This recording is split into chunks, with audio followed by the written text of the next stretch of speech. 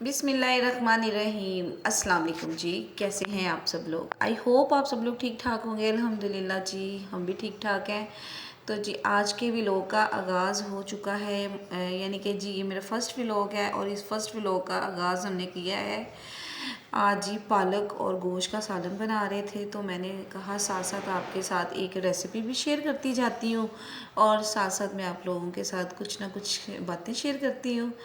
तो चलें जी, तो जी ये है मेरा फ़र्स्ट व्लॉग। तो आप लोगों ने मुझे सपोर्ट करना है, प्यार करना है। प्यार का मतलब ये है कि आप लोग मुझे ज़्यादा से ज़्यादा सपोर्ट करेंगे तो ये आपकी तरफ से मेरे लिए प्यार ही होगा। तो साथ साथ मैं आपको रेसिपी भी बताती जाती हूँ। कुछ मैंने लहसुन, एक गठी लहसुन की ली थी और मैंने अदरक लिया था और साथ में मैंने 4-5 हरी मिर्चें और 2 अदर टमाटर लेके उनको ब्लेंड कर लिया था। फिर उसके बाद मैंने जी पालक जो थी वो भी मैंने कटिंग करके इसको मैंने धो के उबलने के लिए अलग से चढ़ा दिया था। फिर मैंने थोड़ा सा ऑयल लिया, ज़्यादा ऑयल हमने नहीं डालना। फिर इसके अंदर हमने कुछ ना गरम मसाले डाल देने हैं, जिसके अंदर था जायफल, जवित्री, बड़ी इलायची, कुछ लौंग थे और बादियान का फूल था। और बस जी इसी तरीके से हमने ना थोड़ी सी मैंने जायफल भी डाल दिया था।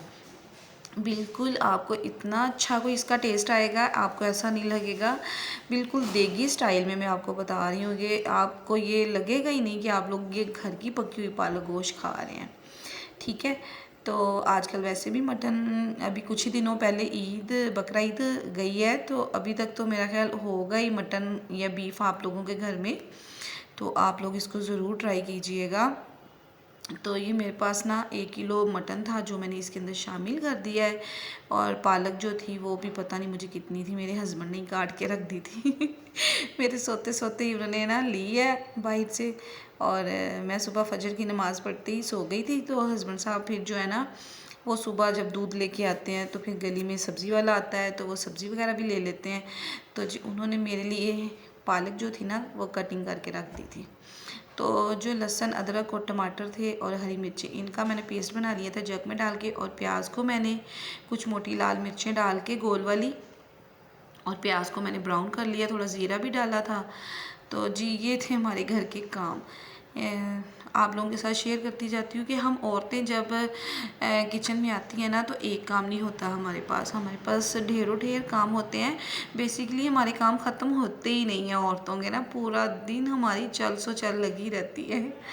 तो साथ साथ ही फिर मैंने क्या करना होता है, बर्तन वॉश करती जाती हूँ। साथ ही ये मैंने दूध भी निकाल के रखा था। दूध हमारे घर में ना 2-3 का इकट्ठा आता है, तो फिर इस वजह से ना हम फ्रीज़ कर लेते हैं। तो रोज़ रोज़ नहीं हस्बैंड लेने के लिए जाते दूध, तो 2 दिन का आ जाता है। तो इधर मैंने सारी की सारी चीज़ें जो है ना, साथ साथ मेरी हंडिया जो है, अभी मैंने अदरक लहसुन का पेस्ट डाला है तो वो भुन रहा है, साथ साथ मैं उसको भी देख रही हूँ। साथ साथ मैंने बर्तन भी वॉश कर लिए, क्योंकि हमने इधर करनी है अपने टाइम की बचत और साथ में हमने मज़े का खाना भी बनाना है और जी हमने फारिग भी होना है। और 1 घंटे के अंदर अंदर हमने पूरा किचन भी क्लीन करना है, खाना भी बनाना है, आटा भी गूंदना है। अगर 1 घंटे के अंदर कोई मेरे पास रोटी खाने वाला होता तो मैंने रोटियां भी बना के इंशाल्लाह दे देनी थी। बस 1 घंटा हमारे लिए इनफ होता है। हर चीज़ हमारे पास जब प्रॉपर बनी हुई होती है ना तो फिर 1 ही घंटा लगता है। तो फिर 1 ही घंटे के अंदर मैं इस सब चीज़ों को मैनेज कर लेती हूँ। और माशाल्लाह से 15 मिनट लगे हैं मुझे टोटल इसकी भुनाई पे, 10 से 15 मिनट। और पालक उबल रही है साथ साथ। और अब इसके अंदर मैंने डाल देने हैं खुश्क मसाले। 1 टीस्पून हल्दी डालूँगी, 1.5 टीस्पून मैं इसके अंदर डालूँगी सुर्ख लाल मिर्चें, 2 टीस्पून मैं इसके अंदर डालूँगी सूखा धनिया। खड़े मसाले मैंने पहले से शामिल कर दिए हैं। और साथ में मैंने ना 1.5 टीस्पून मैंने इसके अंदर ना डाल दिया था नमक।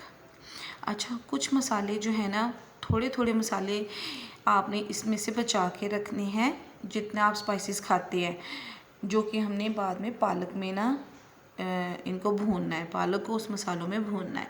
साथ ही मैंने आटा भी छान लिया था, तो आटे को छान के इसको भी मैं वलो के रख लेती हूँ। अच्छा, हमारी ज़ुबान में ना इसको यही कहते हैं कि वलो के रख लिया है, और पता नहीं आप लोग क्या कहते हो। तो बस ना कोई इसको वलो के कहता है, कोई कहता है जी पता नहीं गीला करके रख लिया, पानी डाल के, पता नहीं क्या क्या कहते हैं, मुझे नहीं पता।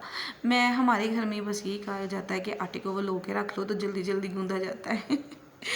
तो इधर माशाल्लाह से थोड़ा थोड़ा पानी डालती जा रही हूँ और जो है ना गोश्त अच्छे तरीके से भुना जा रहा है। गोश्त की जितनी अच्छी हम भुनाई करते हैं ना, बस उतना ही अच्छा खाने के अंदर से टेस्ट आता है।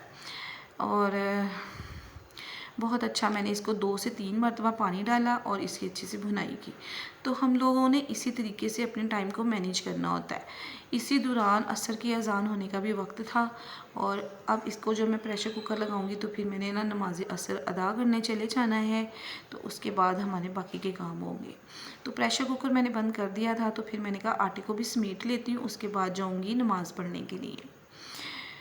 तो जी नमाज का सीन तो मैंने आपको नहीं दिखाया था। उसके बाद आ गई फिर से दोबारा किचन में। तो मेरे पास जो काम थे वो जी मेरे मैंगो आए हुए थे, इनको भी धो के रखना था।